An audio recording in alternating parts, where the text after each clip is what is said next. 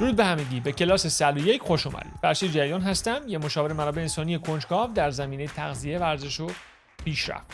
در این قسمت میخوام برم سراغ 10 دسته از مواد غذایی که فوق‌العاده مضر هستند و شما میتونید از همین امروز یکی یکی اینها رو حذف بکنید، به مرور حس بهتری پیدا بکنید و به سلامت خودتون هم کمک بکنید.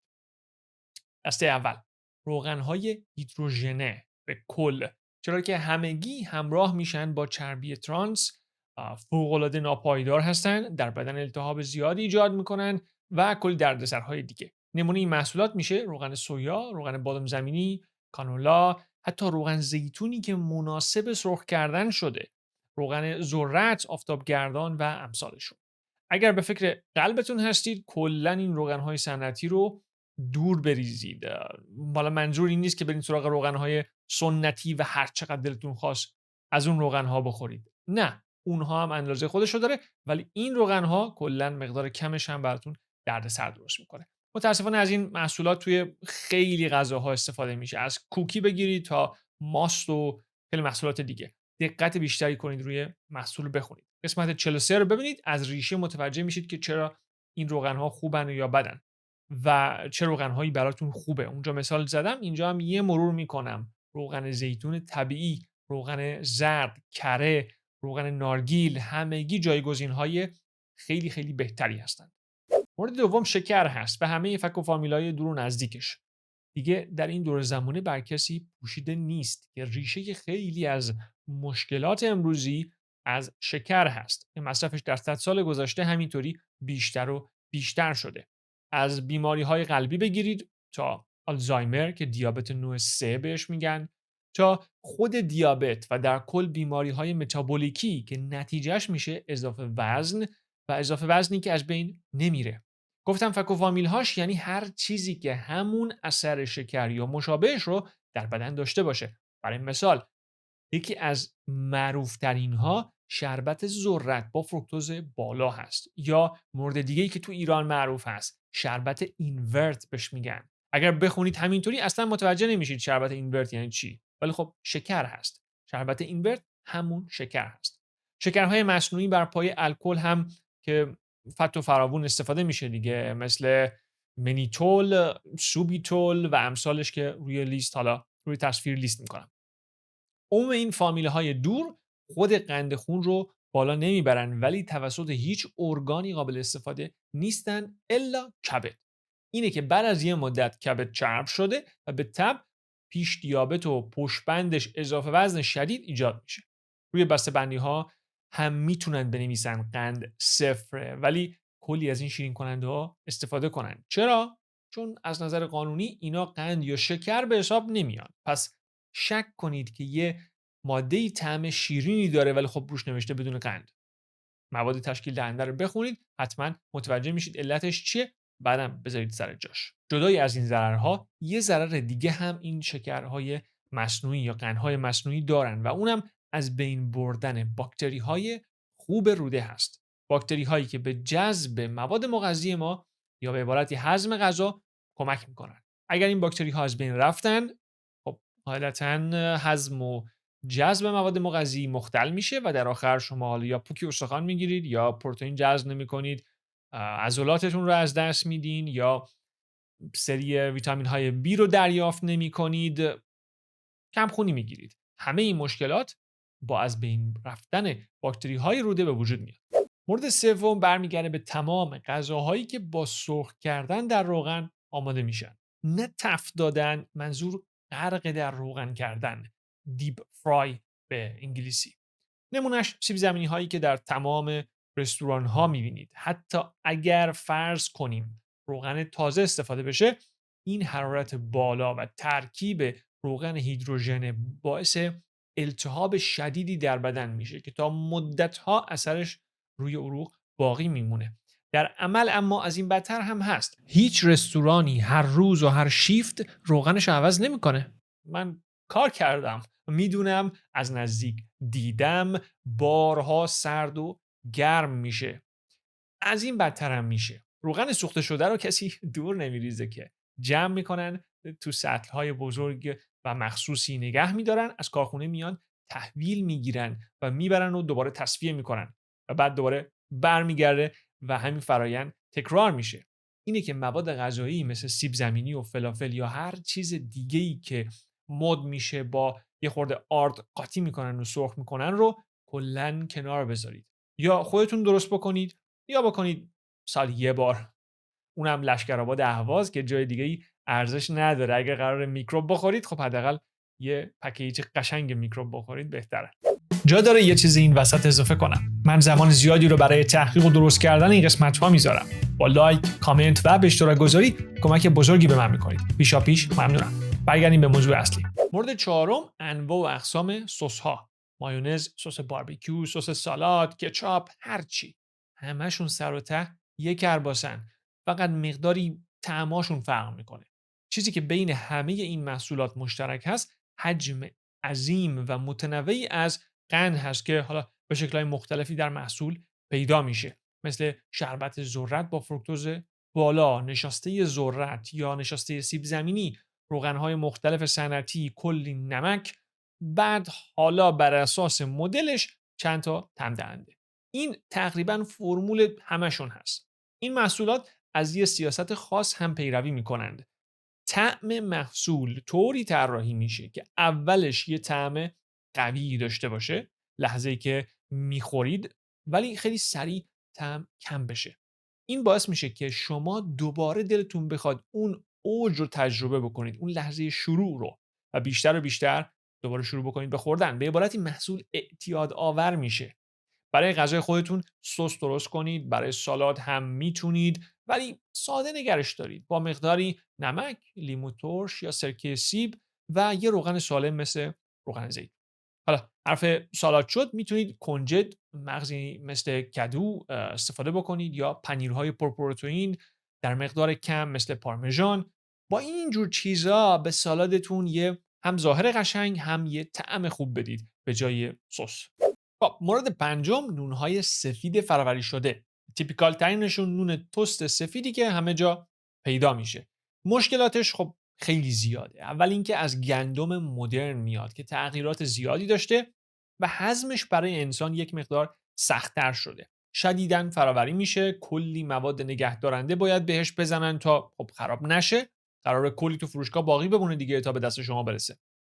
هیچ فیبری هم در آخر نداره. به همین دلیل قند خون رو خیلی سریع بالا میبره. اینه که در آخر فرق چندانی با شکر نداره. البته بدتر از شکر هم هست. مثلا از نظر شاخص گلایسیمی که نشون میده یک ماده چقدر قند خون رو تحریک میکنه، شکر هولوش 60 خورده ای هست اگر اشتباه نکنم. نون تست سفید نزدیک به 100. اینه که اگر شکر خالی بخورید بهتره از این نظر. حالا حداقل قاعدتا این برای روده اصلا خوب نیست، چون هیچ فیبری نداره. همه رو بعد از یک مدت اذیت میکنه و خب هیچ کس هم پیش خودش فکر نمیکنه که از نون مدرن باشه. همه انداختن تقصیر گلوتن بیچاره. چیزی که همیشه تو نون بوده. بله، گلوتن همیشه توی نون وجود داشته، اما ریشه این مشکل برمیگرده به این مسئله که در گذشته به خمیر زمان زیادی میدادن تا آماده بشه. حسابی پف میکرده و هضم این گلوتن راحت‌تر میشده. معادل خمیر ترش الان. منتها در گذشته یه خمیر بوده، کلا خمیر اصولی بوده و اون هم خمیر ترش. این داستان گلوتن و اذیت کردن بیماران سلیاک و عموم مردم مختص نون ترش سفید نیست و خمیر هر نون دیگه‌ای اگر که سریع آماده بشه باعث این دلدردها میشه. برید سراغ نون غلات کامل یا نانوایی هایی که سر حوصله بدون جوش شیرین خمیر رو درست میکنن. یه نکته هم میتونم بگم که دعوا نشه تو نونوایی ها، خوبه حالا بعدن بذارید آخر وقت نون بگیرید. چرا؟ نون آخر وقت با خمیری درست میشه که زمان بیشتری برده و خیلی بهتر از نونی هست که همون اول شیفت درست شده. برای اون نون اول شیفت احتمالاً به اندازه کافی تخمیر صورت نگرفته. حالا از فردا احتمالاً همه تو صف نون مهربون میشن. نه آقا شما بفرمایید جلو. نه خواهش میکنم من عجله ندارم، شما بفرمایید اول. حالا خب مورد ششم، سهم بعدی که به راحتی تو فروشگاه پیدا میشه این سریال های صبحانه است. غلات، کورنفلکس هایی که متاسفانه شده غذای عموم بچه‌هایی که در سنین رشد به با کیفیت ترین منابع غذایی و پروتئین نیاز دارن. این محصولات عموماً ترکیب میشه از یه نوع غلات، اونم نه کامل، قطعاً بدون فیبر، به همراه حجم زیادی قند، طعم دهنده، رنگ، کلی مواد نگه دارنده و یه باکس خوشگل و رنگ و رنگ. اگر هم روش زد فیبر داره، بدونید که فیبر طبیعی نیست. باید فیبر گرفته بشه که محصول زودی خراب نشه. اون فیبری که بعداً بهش اضافه میشه یه چیز ساختگیه که خیر چندانی هم براتون نداره. دلتون رو بهش خوش نکنید. جز بدترین محصولاتی هست که میتونید برای صبحونه داشته باشید. چرا که خیلی سریع قند خونتون رو بالا میبره و خیلی سریع دوباره گرسنه میشید و تا عصری همش گرسنه و کلافید، گرسنه و کلافید. خوب نیست. بذارید کنار. مورد هفتم، آب میوه، اسموتی و انواع و اقسام شیک‌ها.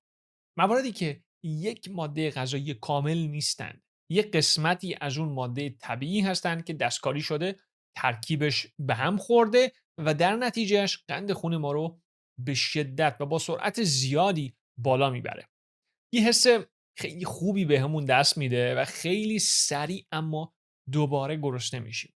مشکل بعدی این محصولات هم اینه که حجم زیادی کالری مایع هستن. در آخر کلی کالری میخورید که هیچ حس رضایتی اما بهتون نمیده، هیچ سیری بهتون دست نمیده. این مشکلات با فرض این هست که خودتون آب میوه بگیرید یا اسموتی درست بکنید. اگر از بیرون و صنعتی خریدید، علاوه بر این مشکلات باید با کلی مواد افزودنی و شیرین کننده های اضافی و رنگ و چی سر بکنید. از همه بدتر هم این ویتامین فروشی هاست که یه مشت میوه شیرین و کلی قند و خرت و پرت رو قاطی میکنن به اسم ویتامینه، اما هم فروشنده هم شمای خریدار میدونید، خیلی خوبم میدونید که این محصول رو صرفاً جهت قند، به عبارتی لذتش هست که دارید استفاده میکنید و نه ویتامین هاش. ولی خب اسمش اگر معجون قند بود احتمالاً سر هر چهار راهی یه دونه پیدا نمیشد. ولی خب اسم درستش همینه، معجون قند. نخورید. خب مورد هشتم، نوشابه، دلستر، انرژیزا و میشه گفت تمام نوشیدنی های به این شکل. همگی هیچ خیری برای بدن ندارند. از اون طرف کلی شیرین کننده مضر هم دارند. فرمول تمام این نوشیدنی ها هم تقریبا یکی هست. فکر نکنید خیلی مخفی شده یا خاصه توی گاف صندوقی جایی نگه می‌دارن. نه.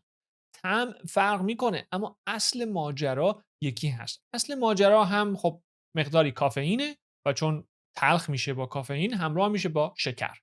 این چیزیه که در اصل میخورید و چشمتون باز میشه، انرژی میگیرید، میگید نوخش چه حالی داد. هیچ کدوم از اون یکی بهتر نیست توی این محصولات تو بازار. یه سری بدون قند پیدا میکنید اما اونا هم به جای شکر معمولی یه مش شیرین کننده مصنوعی دارن که در آخر باز فشار زیادی به کبد میاره و بلند مدت پیش دیابت. از اون طرف میکروب های روده رو همونطور که قبلتر گفتم از بین میبره، باز بلند مدت مشکلات گوارشی و عدم جذب مواد مغذی، کمخونی، پوکی استخوان و 101 بدبختی دیگه ای که خودتون هم میدونید احتمالاً، ولی همش میگید که کوتا اون موقع. راهی نیست والا. 2 تا پیچ خیلی زود میرسیم. بعد میگید کاش که نمیرسیدیم.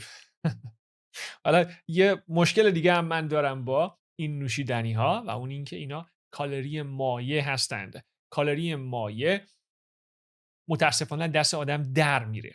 خب من خودم به شخصه میگم، من کالری که در طی روز میتونم دریافت بکنم محدوده. برای هر کسی محدوده، ولی خب دوست ندارم این کالری رو به صورت مایع دریافت بکنم، چرا که در آخر لذت چندانی از اون مایه نمیبرم، از اون غذایی که دارم میخورم نمیبرم. غذا نیست دیگه و این بده. احساس رضایت نمیکنم. ترجیح میدم اون کالری رو نگه دارم به جاش یک غذا بخورم، یه چیزی که بجومش. خب مورد نهم، ریزخاری های وسط روز با مواد شیرینی مثل کوکی، میوه خشک، بیسکویت، ساق طلایی، کیک، دونات و امثالش در کل. مواد غذایی که مصرف میکنیم که مثلا ما رو از این وعده به اون وعده برسونن و ته دلمون رو بگیرن، غافل از این که با حجم زیاد قندی که دارند ما رو سوار یه ترن هوایی میکنن و این قند خون ما هی بالا میره، هی پایین میاد. هی بالا میره، هی پایین میاد. میبینید گرسنه تر از قبل شدید و یه ساق طلایی تا آخر روز میشه 10 تا. اصلا هم متوجه نمیشید چقدر میخورید، چون قرار نیست متوجه بشید. قرار معتادش بشید و تا آخر عمر مرتب مصرف بکنید. اصلا هدف این محصولات همگی همینه، فرق نمیکنه. اگر سیر بشید که فایده نداره. من تولید کننده کوکی و کیک اصلا دلم نمیخواد شما سیر بشید. یک کاری میکنم که برید هرس و ولعتون بیشتر بشه و بیایید بازم بگیرید. اینه یه مواد فروش. پروتئین بارم باز همین داستانه. بی خودی خودتون رو گول نزنید که نه این پروتئین زیادی داره فرق میکنه. کلاً عادت اسنک خوردن یا ریزه خواری رو کنار بذارید، وگرنه مدام به غذا فکر میکنید. خیلی هم خواستید چیزی بخورید، خب یه مشت مغز مثلا داشته باشید، یه نون و پنیر و گردو ساده. خیلی بهتر از این موارد هست. به شما رو یه مقدار نگه میداره تا بعد. مورد دهم، گوشت‌های فرآوری شده. چه کمی فرآوری شده مثل همبرگرهای یخزده مثلا، یا شدیداً فرآوری شده مثل سوسیس، کالباس، ناگت که دیگه همه میدونیم بده، اما هر آخر هفته میگیم سالی یه بار که اشکال نداره.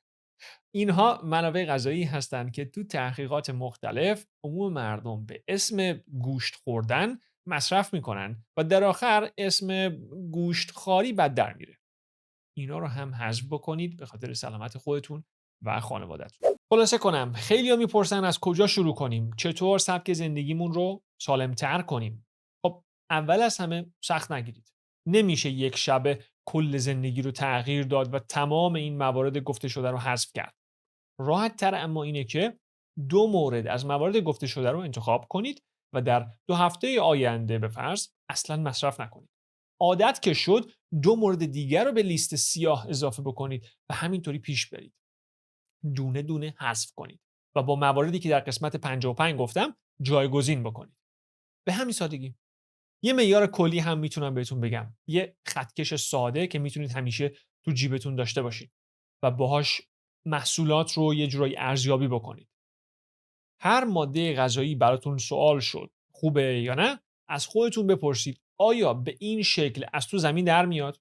یا رو زمین هست شکار کنم؟ یا از رو درخت بچینم؟ آیا خودم میتونم تو آشپزخونه فرآوریش رو انجام بدم؟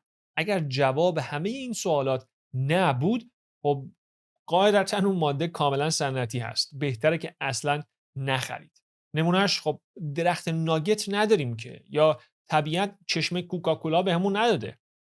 دیگه همین. لایک و به اشتراک گذاری یادتون نره. خوشحالم که تا اینجا با من همراه بودید. اگر مطلبی یاد گرفتید لایک و سابسکرایب کنید. اون زنگوله رو هم بزنید که هیچ قسمتی رو از دست ندید. اگر مفید بود با عزیزانتون هم به اشتراک بذارید. اگر دیگه خیلی حال کردید میتونید با حمایت مالی از داخل و خارج از کشور به تولید این محتوای رایگان کمک کنید. پیشاپیش ممنونم. در آخر مثل همیشه امیدوارم با تنی سالم و دلی شاد از دکتر و راهروهای بیمارستان دور بمونید. موفق باشید. تا بعد.